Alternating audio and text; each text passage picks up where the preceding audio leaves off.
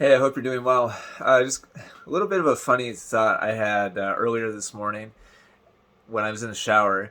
For whatever reason, for the first time, made this connection between personal trainers and or kind of fitness influencers.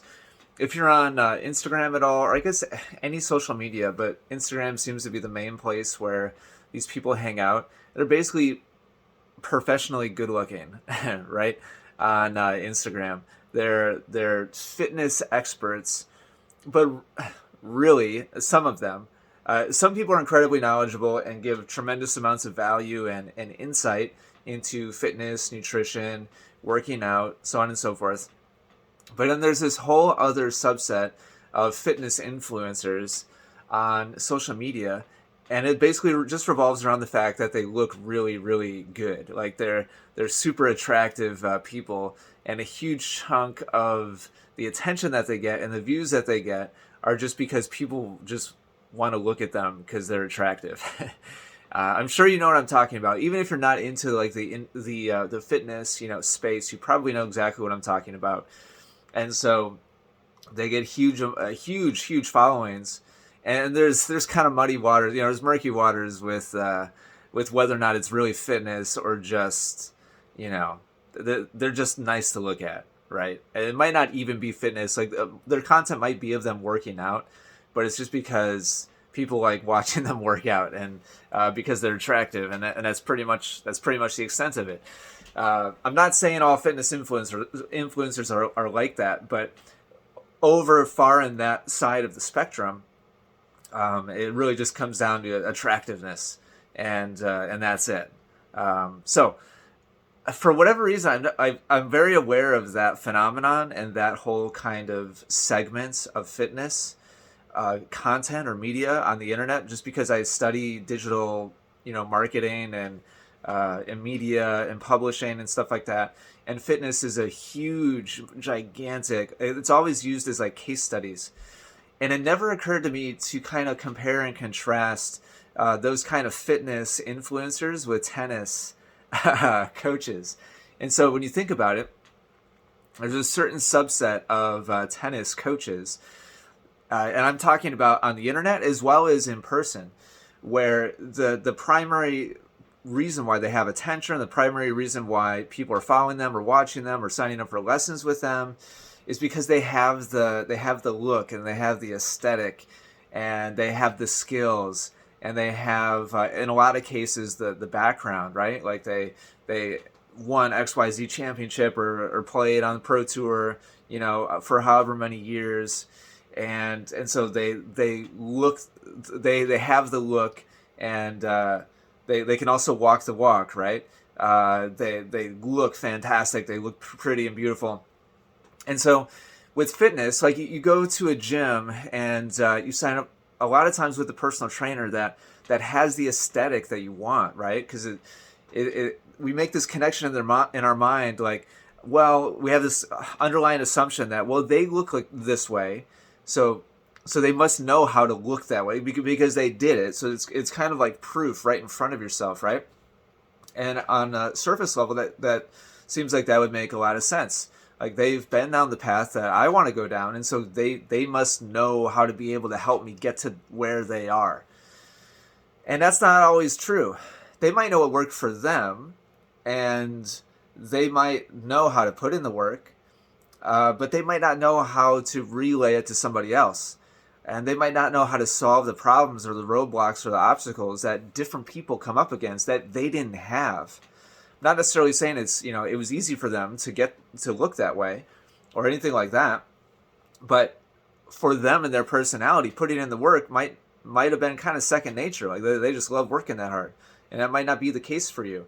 And they may have had certain genetic attributes that you don't have. They might be a certain age range that you are not, and so you see where I'm coming from.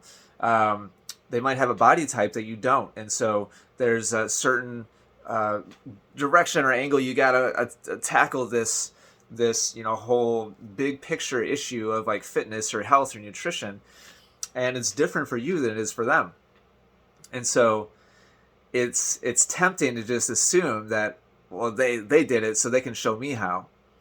But the reality is, it's way, way deeper than that. It just is. The skills, the communication, the problem solving, the knowledge about all kinds of different bodies and digestive, systems, and every ethnic backgrounds, and how you respond to different diets and so on and so forth, and different types of exercise and working out. And it's the same thing with tennis. Like, it's so tempting to look at the little resume, sheet in the pro shop and be like, oh, Sally, played at Wimbledon. And so, man, she knows what it takes. She knew how to get there. So it's so easy to assume that she can show me, if I'm a 3.5 and I want to be a 4.0, like, that should be easy, right? She's been there and easily got past that point. She's way stronger than that. And so she obviously knows what she's doing. And it's not always true. In fact, if Sally played Wimbledon, and it means that she was, and you're a 3.5 and you want to get to 4.0, like, Sally doesn't remember what it's like to be a 3.5 player. That's so far in the rearview mirror that she has no memory of that. In fact, she probably breezed past it so fast because of her attributes and her skills and her talents and how long ago that was. Man, it's apples and oranges. So you better hope that Sally has helped 1,000 other players go from 3.5 to 4.0. And you're not relying on her and her skills and her aesthetic and her ability to look pretty, playing tennis, and her resume. If you're relying on her and her accomplishments and assuming that those are going to get you to the next level, man, it's a whole nother. She might have the other skills too, but just understand it's a completely different skill set, totally different skill set than what she needed to get to Wimbledon herself. Being able to show you how to get from 3.5 to 4.0 is a completely different thing. There's almost no overlap. Almost none. We're talking about tennis and tennis, sure.